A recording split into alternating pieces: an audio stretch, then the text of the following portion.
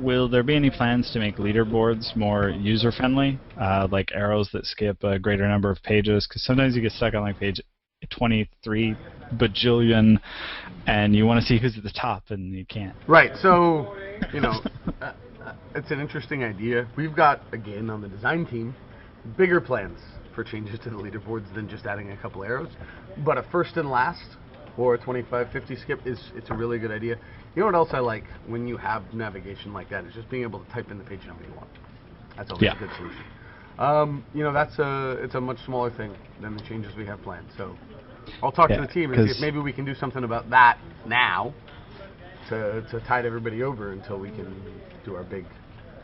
Because personally, I want to know when I hit page 1337, because that's better than page 1, right? Exactly. Right? Yeah, that's when you're winning. Yeah. That's winning. That would be a pro fail. All right. Our next question is, can we get a checkbox to make the minimap maximized by default? The player hates having to remember to press M at the beginning of every match. We shouldn't even, personally, in my opinion, have to have a checkbox. If you've maximized it, if you've maximized the map, it should stay that way. And then when you minimize it, it gets small again, and it stays that way. I think it's something we should have. Or start it max for everybody. Yes, it's a good thing. We should make sure that we get it into the backlog and talk about it there. I don't see any reason why we shouldn't do little things like that to make the game just a little bit easier to deal with. Okay, so I'll look forward to that, because that will be that'll be fun. I'm one of those that's like, oh, I forgot to press M. I can't see anything. Yeah. And so our next question is, can we get I just read that one. What is the team's long-term goals in terms of bridging the gap between the casual and the hardcore? League of Legends has its ranked system where players can play matches to reach higher divisions and leagues. Are you guys planning anything in the way of sponsored tournaments? If so, how are you guys going to encourage this type of competitive play? Right. So with a game like Ghost Recon... That was kind of a two-parter. Yeah. With a game like Ghost Recon Online, competition's really important. Ghost Recon Online's fun when you play it. When you play it with a good team, it's really fun. When you play it with a good team against another good team for high stakes, it's at its best. We know that. We want to give that experience to everybody. To as many of our players as possible, as often as possible. So, I'll be honest, the design team right now is focused more on ways of making that experience something you can have as often as you want for a larger portion of the player base than we are on tournaments. Tournaments are cool. Tournaments are fun. The great thing about tournaments is you don't necessarily need to have the development and the design team build a framework for tournaments. It allows you to actually experiment better when you run tournaments with people. It's easier to coordinate getting two teams at the same time. As long as you have enough tools to run those tournaments, you can see what works and what doesn't much faster. It's much faster to iterate by running a tournament, talking to each other, finding out what doesn't work, and then running a different one with some different changes than it is to build a version of the game, put it out there, see what people think about it, build another version of the game.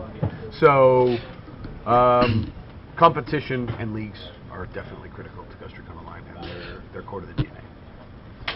So I guess an extension of that would be, some players on the forums have, they want to have more clan matches, but they've said it's hard to find other clans to play against. Will there be anything in the short term to facilitate better clan matches, and because that kind of leads into that, or bleeds into the competitive area? It does in like that kind of tiered play.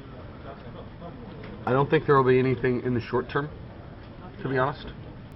I recommend people use the forums to organize matches between themselves. We have some very rudimentary tools they can use to try to organize it.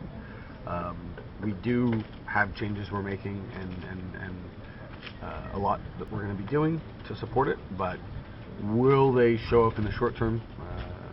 I'm not sure. Okay.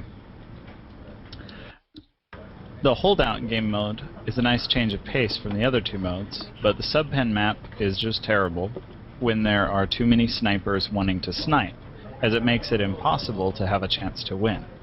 What can you do to improve the playability of this game mode or motivate players to actually get on the point without the need to have other players begging them to get there, whether it be capture the point or defend the point to stop the enemy? So we're talking about when there's too many snipers on my team. It's impossible to win.